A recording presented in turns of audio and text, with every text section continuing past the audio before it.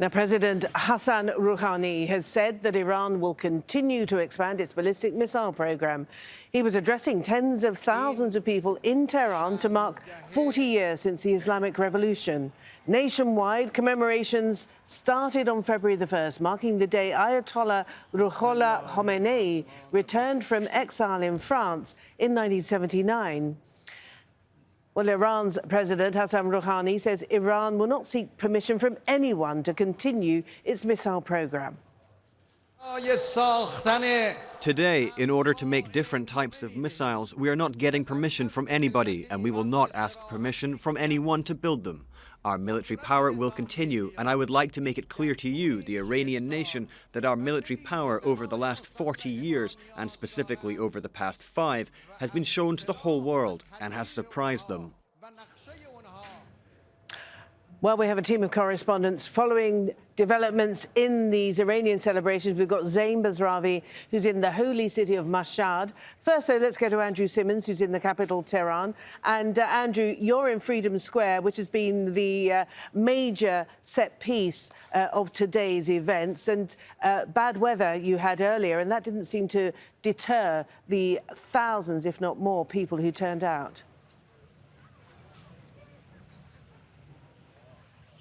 Hundreds of thousands across Iran turning out on this historic day. Historic for so many reasons, not only the fact that it's the 40th anniversary of the revolution, but also because of a turn of events, really, a change of tone, a far more hostile attitude now from Iran to the United States than it has been for many years. And the man who's delivered the hostile message right now has been the face, some feel, of moderation, the reformist Hassan Rouhani, the man who was part of that nuclear deal that was unhinged totally by Donald Trump.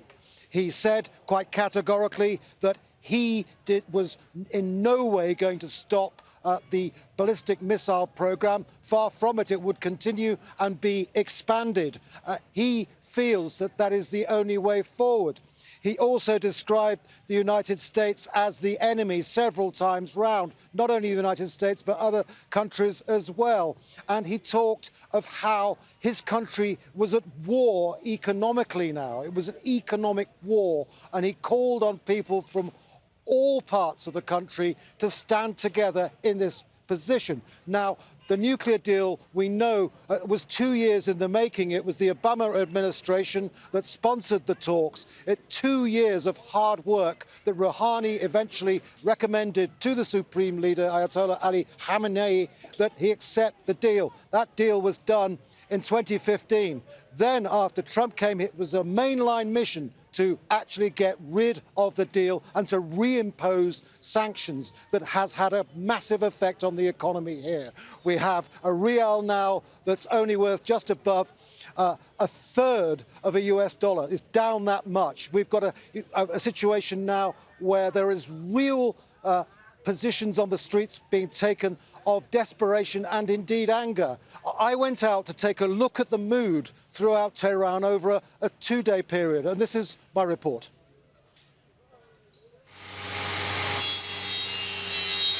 Once a fighter, now a carpenter, Mohammad Reza Tajik is one of Iran's many revolutionaries. He reflects on life-changing events 40 years ago with nostalgia and pride. Well before Ayatollah Ruhollah Khomeini took power, Mohammad Reza defected from the Shah's army, joining the revolution.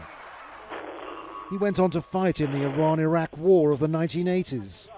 Hundreds of thousands were killed and maimed, among them Mohammad Reza's younger brother, Hamid Reza.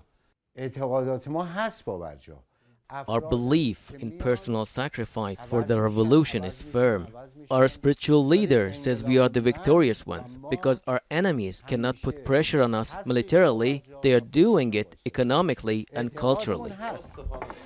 Mohammad Reza says he's against moderates in government and believes foreign influence is to blame for economic problems. Outside, in a city festooned with the colors of the Islamic Republic of Iran, many people now speak openly about economic hardship.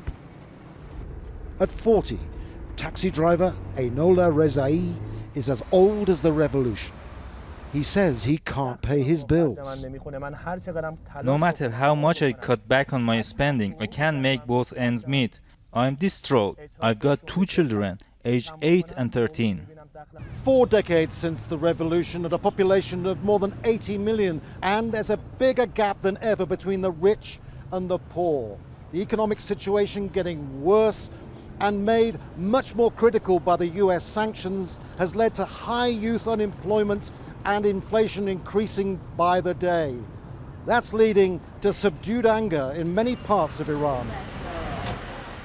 It's likely to get worse for the people before it gets better.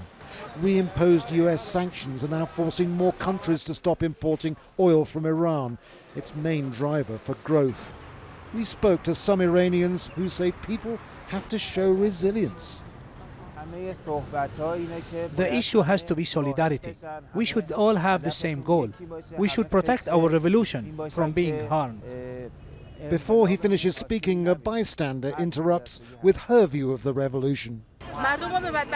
It has driven us to this misery and poverty. People are poor and they have nothing left. Young people in this crowded setting talk of leaving Iran once they've graduated from university. This 20-year-old plans to move to Canada to work as a nurse.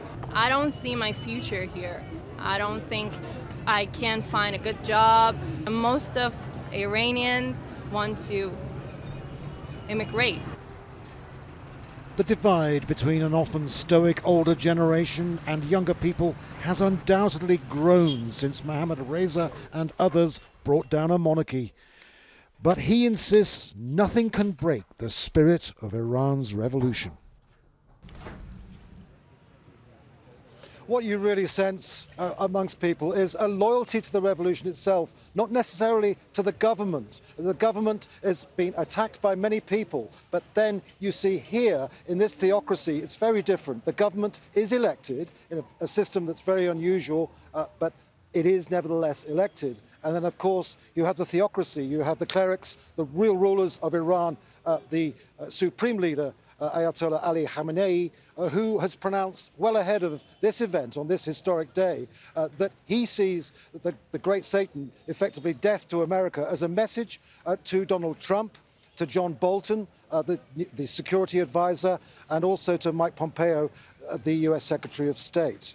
There is such a change of atmosphere now compared with the last time I was here, in fact, nearly 2 years ago at the presidential elections when Rouhani was seen as the moderate figure. The nuclear deal was in place. There were hopes, there were high hopes amongst people, although there was still a lot of suffering with the economy. Since then, it's got so much worse. And I don't really think that the world realizes just how desperate people are feeling and how restrained they are under the circumstances. Because this is a country of great wealth, really. There are many, many resources, not least of them oil, of course. The politics is very different. The whole religious fervor here is very different.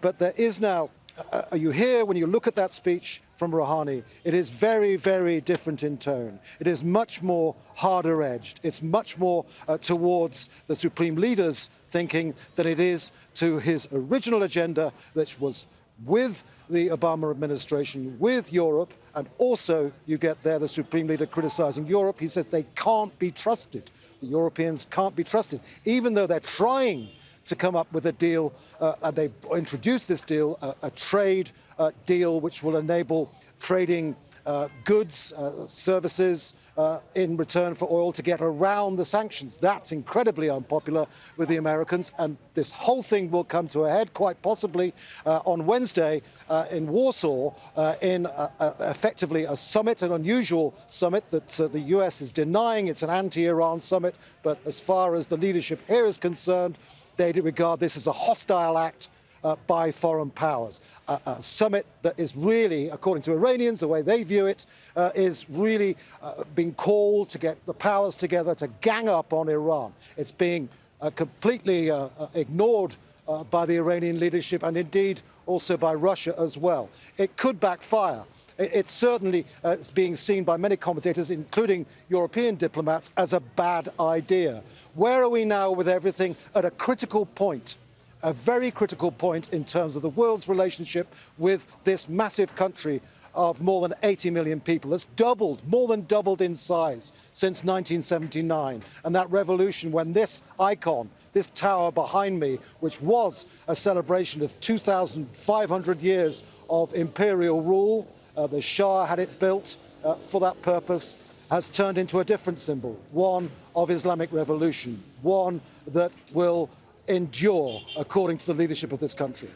Andrew Simmons live in Tehran. All right, now let's go to another of our correspondents in Iran for this momentous moment, Zain Basravi. And Zain, you're in Mashhad, which is one of the holiest cities in Iran, isn't it? It's got a great deal of significance in terms of the supreme leader, for instance. Tell us more about where you are.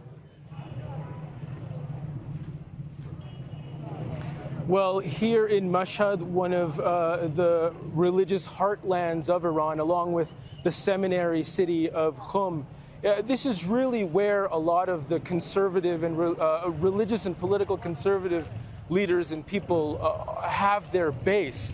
We've got a shrine just behind me where Imam Reza, one of the descendants of the Prophet who died here, is buried, and that is a very significant landmark here in the city. And this really is a stronghold for people with religious and political conservative belief systems. Ayatollah Ali Khamenei, the current supreme leader, was born here, and this is very much his home.